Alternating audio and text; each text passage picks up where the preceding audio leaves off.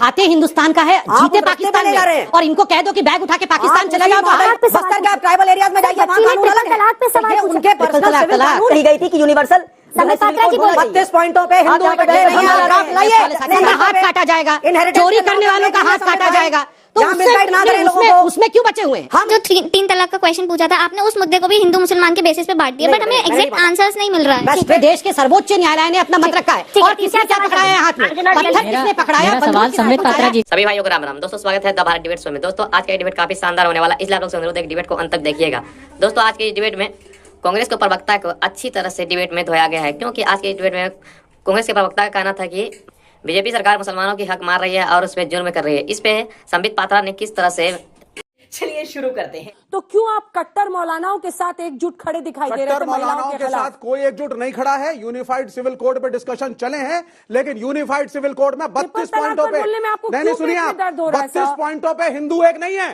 South India में मामा भांजी से शादी कर सकता है, करेंगे नॉर्थ इंडिया में ट्रिपल तलाक पे बस्तर के आप ट्राइबल एरियाज में जाइए, वहाँ कानून अलग है। तलाक पे सवाल पूछा, उनके पर्सनल सिविल कानून है। तलाक पे बोलिए। ट्रिपल तलाक पे सवाल पूछा था, महिलाओं के अधिकारों। इस देश में पंडित नेहरू ने कहा था, डॉक्टर राजेंद्र प्रसाद के साथ लड़ाई झगड़े डिस्कशन के बाद यह निर्णय हुआ था इस देश में कि एक यूनिफाइड सिविल कोड लाएं या ना लाएं।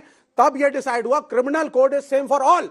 एक मुसलमान हत्या करेगा या हिंदू हत्या करेगा, एक ही सजा है। लेकिन पूजा पद्धति, शादी ब्याह, डाइवोर्स, इसमें सबके अलग अलग अपने रीति रिवाज को फॉलो करिए। सवाल पूछूं? अरे मान्यवर, 23 सितंबर 1949 को संविधान सभा की बैठक में यह बात कही गई थी कि यूनिवर्सल संबित पात्रा जी बोलिए। 32 पॉइंटों पे हिंदुओं पे नहीं है, ड्राफ्ट लाइए। संबित पात्रा जी बोलिए। संविधान सभा की बोलिए, आपकी आवाज आ रही है, सबका ऑडियो डाउन कीजिए। अंजना जी, इन्होंने कहा कि क्रिमिनल कानून जो है वो एक है हिंदुओं के लिए और मुसलमानों के लिए, सिविल कानून जो है ये अलग अलग है। मैं आज पूछना चाहता हूं, अगर एक कौम को लगता है, उनके जो झंडावरदार है उनको लगता है कि मुस्लिमों के लिए सिविल कानून एक रहना चाहिए, मगर क्रिमिनल कानून एक क्यों नहीं? क्योंकि वहां मुसलमानों में कहा गया है कि चोरी करने वालों का हाथ काटा जाएगा, चोरी करने वालों का हाथ काटा जाएगा, तो उसमें क्यों बचे हुए हैं? हम चोरी करने वालों का भी हाथ काटा जाए। 32 पॉइंटों पे एक नहीं है। आप सबसे अगला सवाल निवेदन करूंगा, जाके पता करें। क्वेश्चन सर से है कि सर ने भी ये बोला था कि हमारे लिए प्लेटफॉर्म हिंदू मुस्लिम सब एक ही है,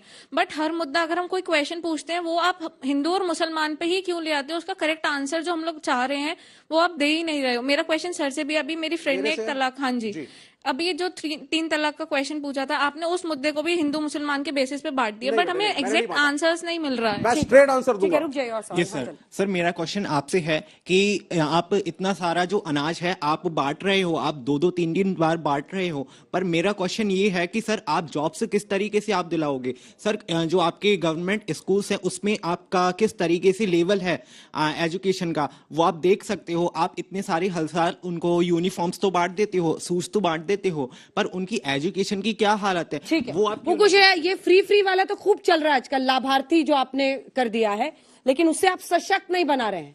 आप उनको अपने, इस बीच एक खबर आ रही है सर, आपको टोक रही हूँ। महबूबा मुफ्ती ने कहा है जल्दी से जी, केवल महबूबा मुफ्ती नहीं, मैं आजकल देख रहा हूं कांग्रेस के प्रवक्ता भी, महबूबा मुफ्ती भी, और अभी 2 दिन पहले नेशनल कॉन्फ्रेंस के उमर अब्दुल्ला भी बार बार हिंदुस्तान का कंपैरिजन पाकिस्तान के साथ कि हमारा मुल्क जो है पाकिस्तान बनते जा रहा है।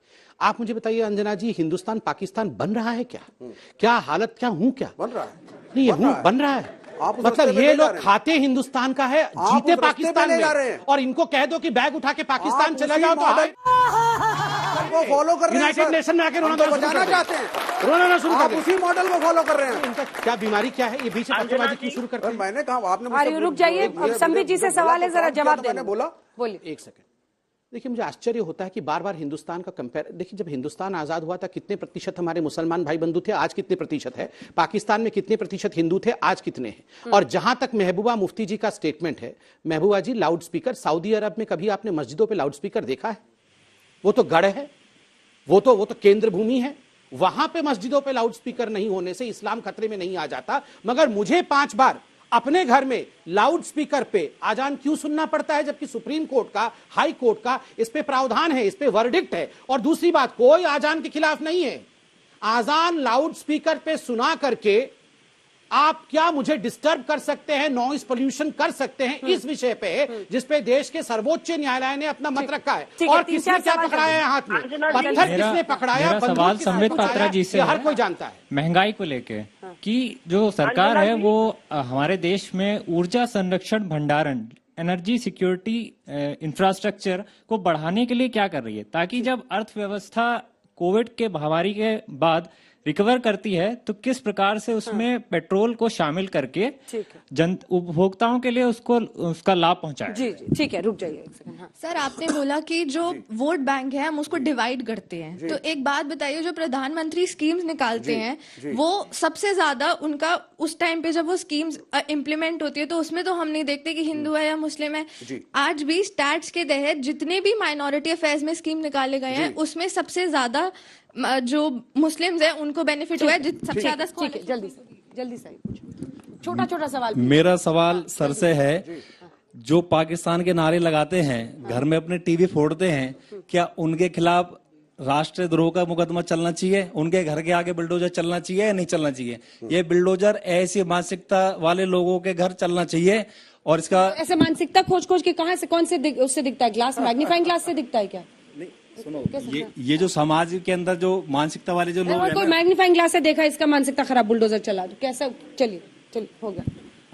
अंजना मेरा सवाल इनसे है, सर ने बोला जैसे कि हिंदू मुस्लिम का डीएनए एक होता है, तो सर हिंदू मुस्लिम का डीएनए एक होता है तो कश्मीरी पंडित को उस टाइम डीएनए क्यों नहीं देखा गया? ठीक है, चलिए आखिरी में दो जवाब लेंगे, संबित जी और सुप्रिया जी को जल्दी से दिखा दीजिए। सुप्रिया जी, वक्त बिल्कुल खत्म हो चुका है, सिर्फ 2 लाइन में जवाब। इसकी काट, अगर ये हिंदू मुस्लिम कर रहे हैं, विपक्ष के पास इसकी क्या काट है? 5 राज्यों के चुनाव ने साबित कर दिया कि जनता अभी भी इन्हीं पर विश्वास कर रही है। 2 लाइन में जवाब। अगर आपको लगता है कि जनता ने साबित कर दिया तो जनता फिर महंगाई और बेरोजगारी पर सवाल क्यों पूछ रही है? और 5 सेकंड में कहकर अपनी बात खत्म कर लेती हूँ। महबूबा मुफ्ती जी से जो सवाल आज स्टूडियो में बैठकर पूछ रहे थे, जब उनके साथ मिलकर सरकार बनाई थी जम्मू एंड कश्मीर में, तब ये सवाल उनसे क्यों नहीं पूछे? मेरी बारी है। महबूबा मुफ्ती के साथ सरकार बना ली, गलबैया कर ली। ठीक है, अब जवाब इसी का सुन रहे, इसी का जवाब नहीं पूछे गए। देखिए अंजना जी, सरकार बनाई सर आपने महबूबा मुफ्ती के साथ। अंजना जी, मैं एक और गंभीर रूप से 5 सेकंड में जवाब दे दूंगा। अंजना जी, हमारे एक भाई साहब ने, मैं उनका नाम नहीं जानता हूं, उन्होंने पूछा कि कुछ लोग टीवी फोड़ देते हैं और कुछ लोग पाकिस्तान जिंदाबाद के नारे लगाते हैं, क्या उनका घर बुलडोजर से तोड़ देना चाहिए? आपने सही कहा कि कोई मैग्नीफाइंग ग्लास से देखेंगे, क्योंकि वो जनता है, साधारण भाषा में उन्होंने बोला है। मगर अंजना जी, हम हकीकत से मुंह नहीं मोड़ सकते हैं। ऐसे लोग हैं इस देश में जो क्रिकेट मैच में पाकिस्तान के लिए चेयरअप कर, और देखिए बैठी ही हैं वैसे लोग, हमारे साथ ही बैठे, ज्यादा दूर जाने की जरूरत नहीं, यही देखिए, मैं पाकिस्तान के लिए बोल रहा हूं, नाराजगी इनको हो रही है, मैं सिर्फ इतना बोल रहा हूं, वैसे लोग हैं और इस मानसिकता के खिलाफ लड़ने की आवश्यकता है। हाँ, बुलडोजर चढ़ाने की नहीं, लड़ने की आवश्यकता है। चलिए इसी के साथ खत्म करते हैं इस कार्यक्रम। दोस्तों, इन जैसा प्रवक्ता डिबेट में आते हैं और उल्टी पुल्टी बात करके अपने मुंह खा के निकल जाते हैं। आई होप कि आज का डिबेट आप लोग को पसंद आएगा। पसंद आए तो एक लाइक एंड चैनल को सब्सक्राइब कीजिए। साथ में आप लोग कमेंट बॉक्स में अपनी राय जरूर बताएं। चलिए मिलते हैं कोई नेक्स्ट डिबेट में, तब तक के लिए जय हिंद, जय भारत, वंदे मातरम।